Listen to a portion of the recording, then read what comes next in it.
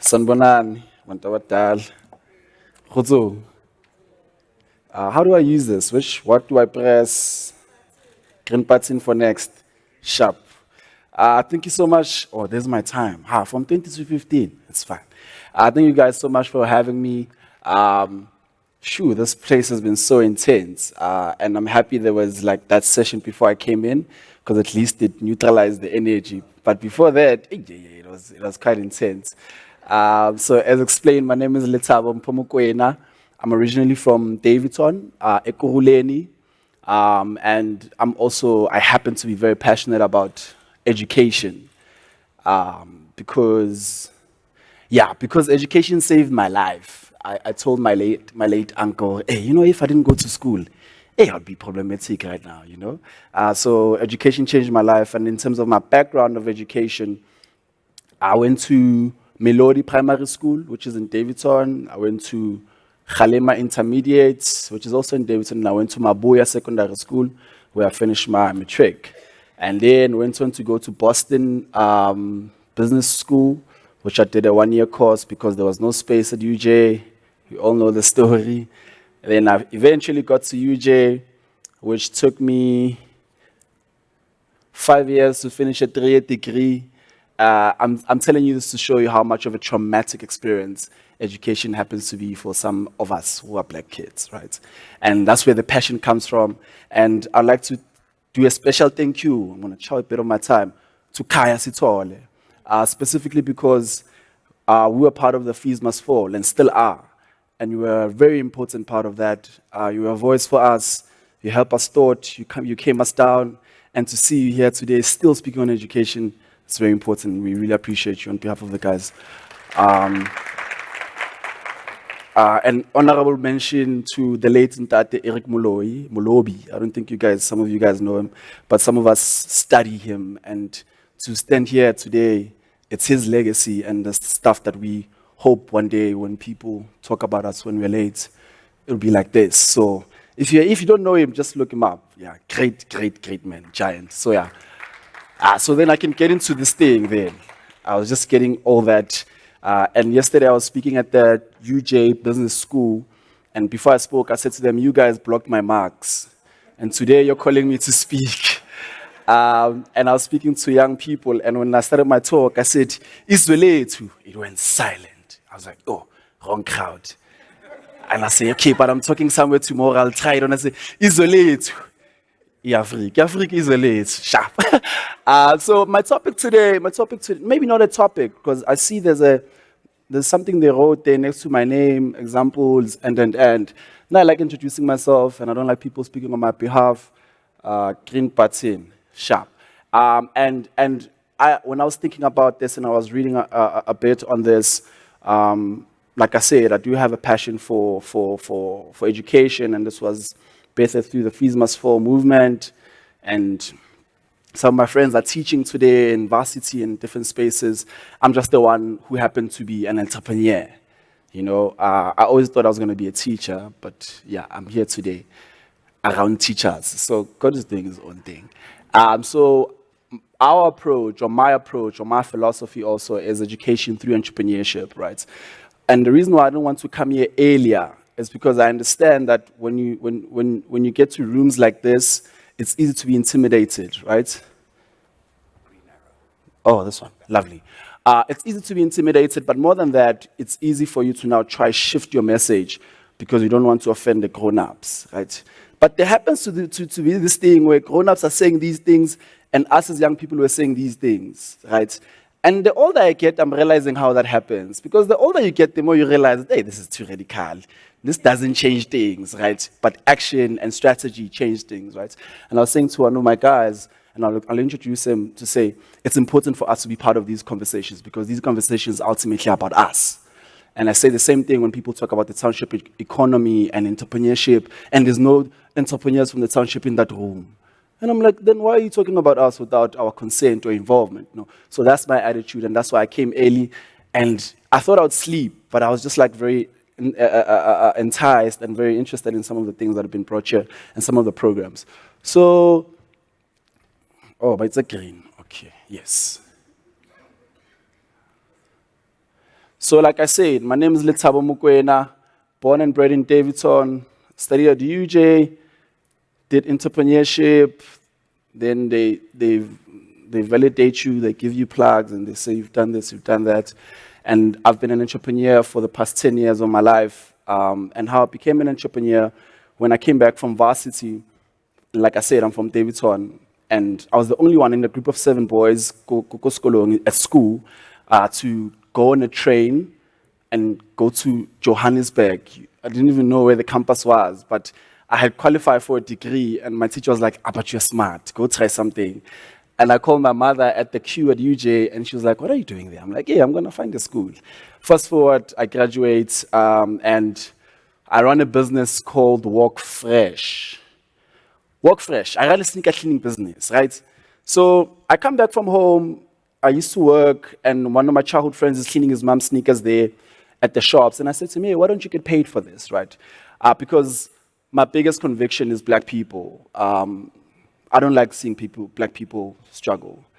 That's why I also always resonate with the Kagiso's Trust slogan. If you know it, you know what it means, right? So for me, who's cleaning his mom's sneakers, I'm saying, why don't you get paid for this, you know? Fast forward, following day, I take my petrol money, buy sneaker cleaning materials.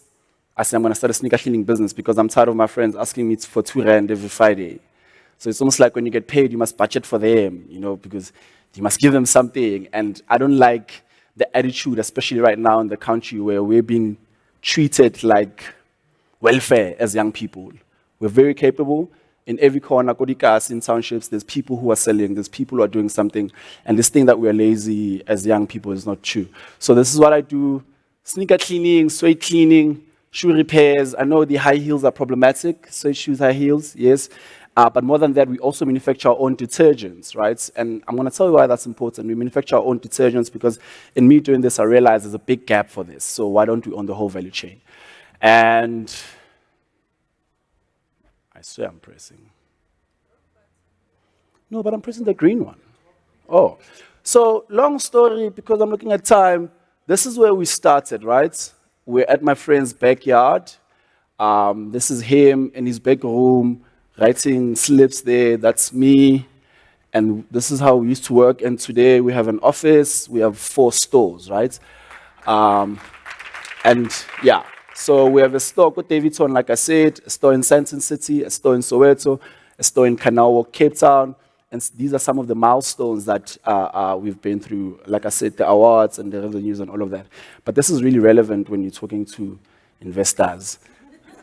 The key reason why I think I was brought here is because of something else we're doing, right? Like I said, I'm very passionate about education, but more than that, I'm very passionate about business and young people in business.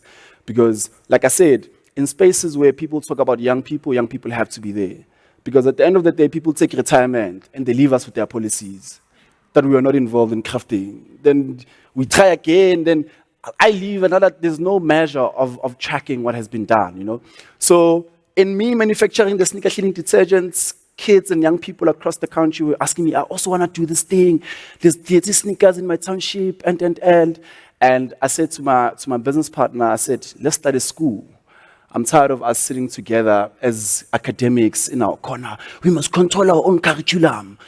This curriculum is not working. Hey, let's do our own thing, right? Because that's the naivety of youth. The nice thing about being a young person is that you don't understand how it really works.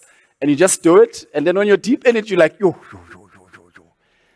But then you're already in it, right? So the philosophy that we founded our school in is Ujamaa, which is African socialism. But obviously, parts of it work, parts of it don't work. We take what works, right? And it was founded by Julius Nyerere, and its main focus is cooperative economics, where we're saying we're building our own things, running them ourselves, and sharing in the profits, right? Because I said to the boys, I can't clean all these lady sneakers by myself, even if I wanted to. I can't. How come we don't doing this together? I've traveled the journey to an extent.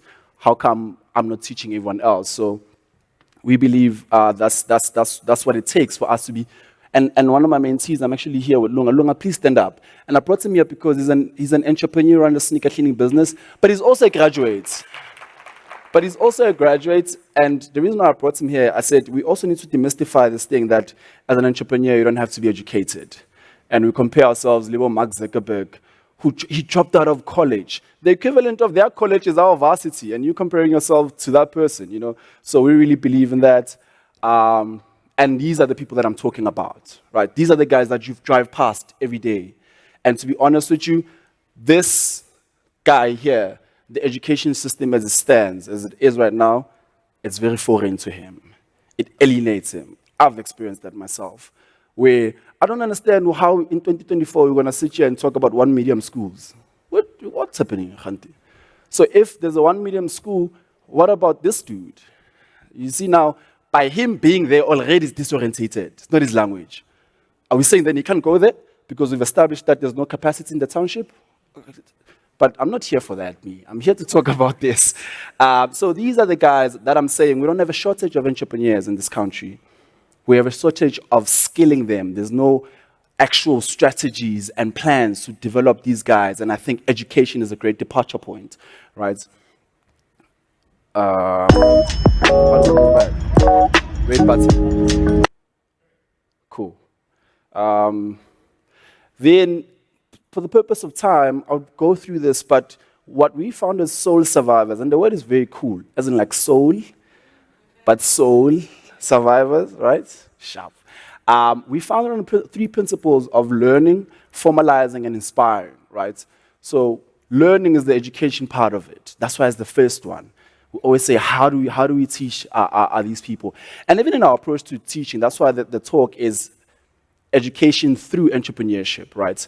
The approach we take for us as soul survivors, it's a purchase-based pedagogy where we're saying, we'll teach you as we do this thing.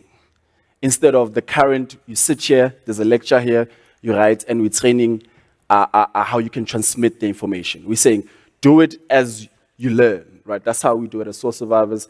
And like I said, I'm not going to go through all of that, but the learning part of it is a strong pillar for us. Formalizing. We're tired of people saying township entrepreneurship, but it's not formal, right? It's not formal until the smart guy comes with his father's trust fund and formalizes what we've been doing for the past 50 years.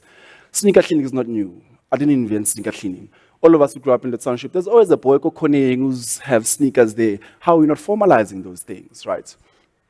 And this is what we do.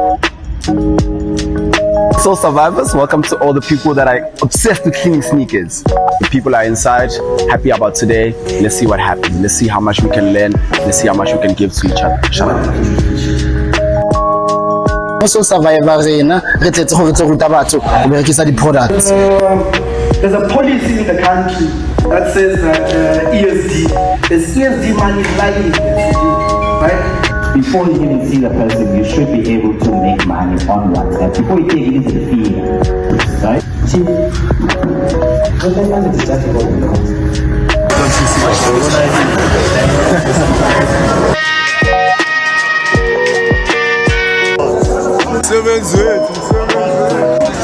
Nango boy.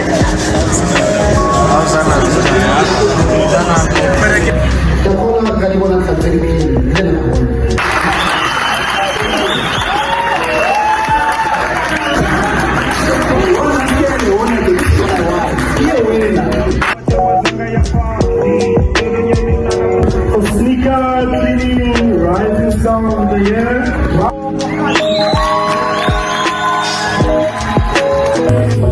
Sneaker cleaning, cleaner, entrepreneur. Sneaker cleaning business of the year.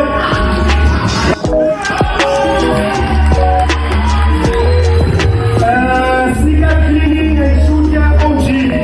Sneaker cleaning.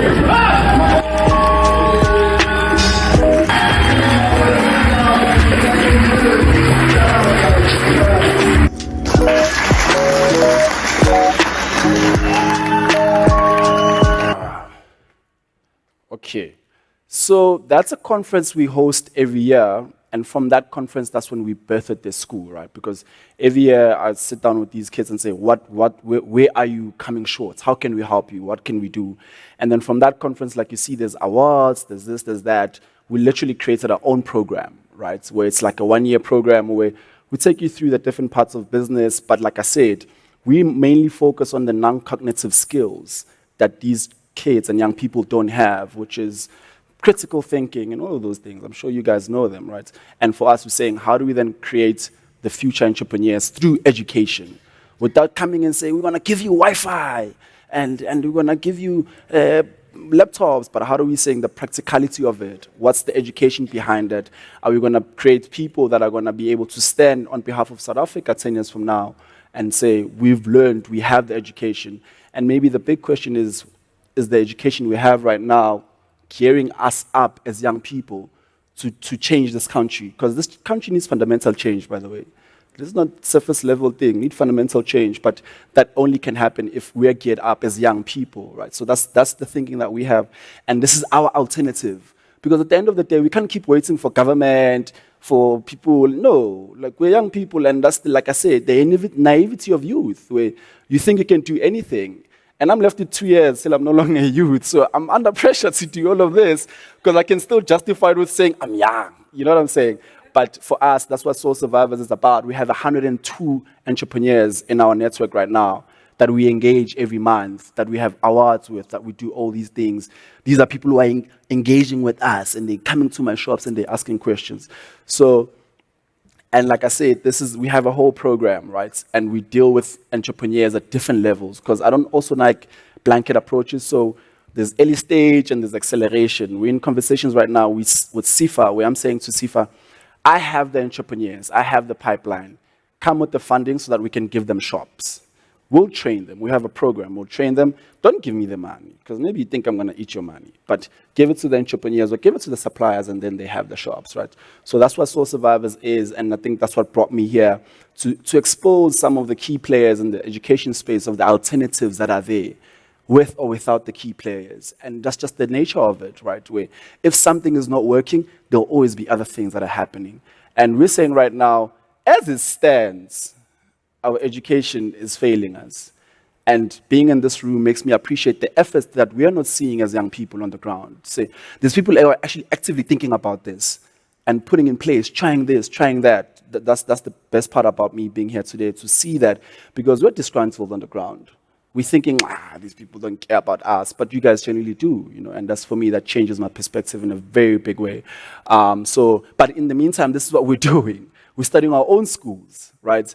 And 5 years from now, I'll be sitting down with some of you guys and say, hey, there's something wrong with my curriculum. You know better English. How do we fix this? But we already have the people committed. These kids are trading. These kids are making revenues, and they're creating employment. Right? We need to industrialize. I'm saying the obvious to you guys. We need to industrialize. And that thing's not going to happen in Mokoena. It has to start on the ground. And first things first, fundamentally, is education. And that's what we're trying to do. And like I said, we need to demystify the TVET colleges. Right? There's a stigma around those things. Right? So what we believe in is, from higher education, we need to force us here. Right? Because, like, there's a lot of them, 50 of them, and they're just sitting there, right? If I went to a TVET before I went to tertiary, I'm sure I wouldn't have failed as much as I did. And the funny thing is that, in as much as I failed in the first few years, when I passed with distinctions. So the issue was not my intellectuality, but the environment was foreign for me. It alienated me. But then if I came here, I'm not saying maybe college is not up to par, but I think this would have prepared me for that. But if maybe this was introduced here, I might not have went there. I could have went there and became an entrepreneur, right? So I really think I don't want to say my take home, because I'm leaving it here.